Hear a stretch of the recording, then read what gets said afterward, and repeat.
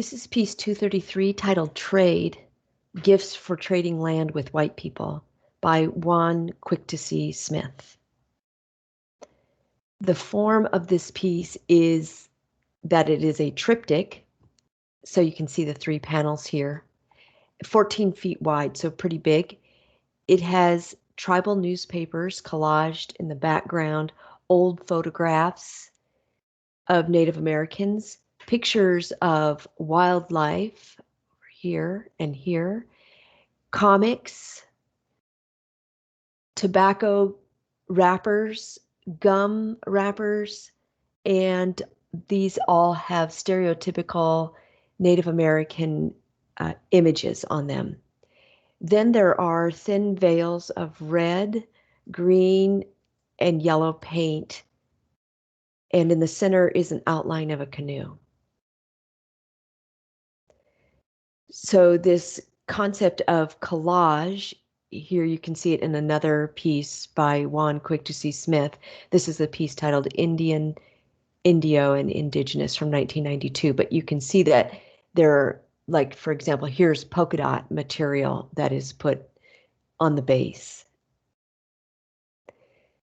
More form, above the canoe, there are three-dimensional objects. Here you see an Atlanta Braves hat, a Cleveland Indians pennant, and a Florida Seminoles bumper sticker. There is also a toy quiver, an arrow, a beaded belt, and they're all hanging from a clothesline. Let me go back and show you that. Here, hanging from a clothesline. Toy tomahawk, there, you see right there. And what's called an Indian princess right here.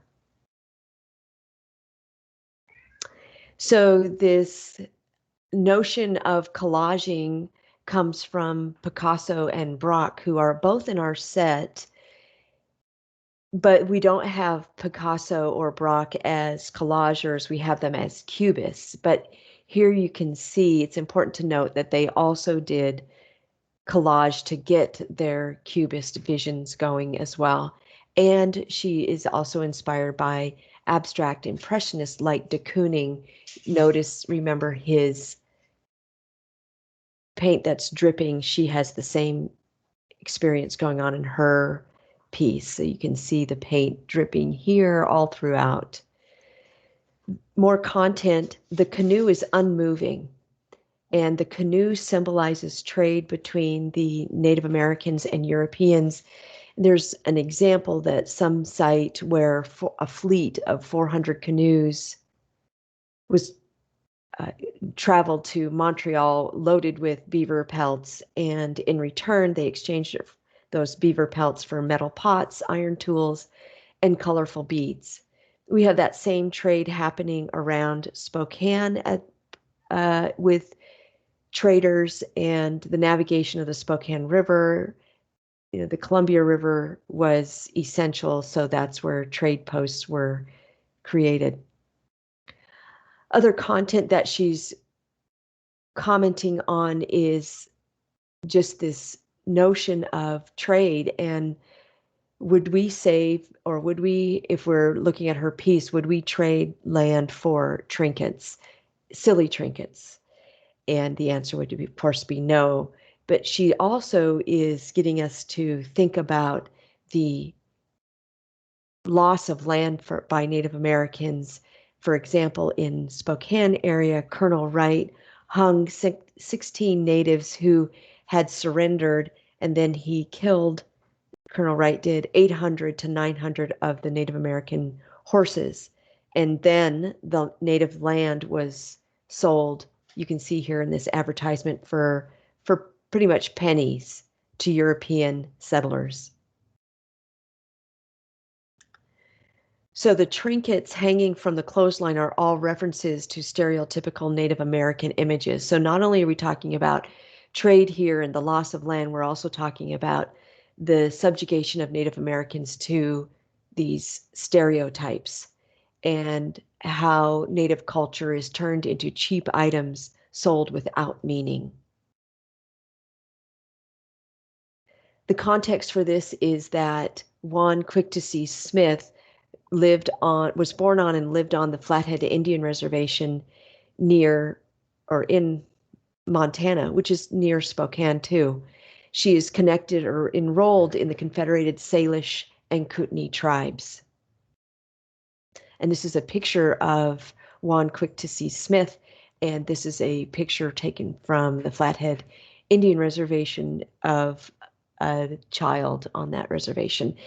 Jane Quick-to-See Smith is very connected to her culture and was born in 1940, so would have really experienced this transition to reservation life. 1992 is another contextual point that connects her work, and 1992 marked the 500-year celebration of Christopher Columbus discovering the Americas, discovering in quotes.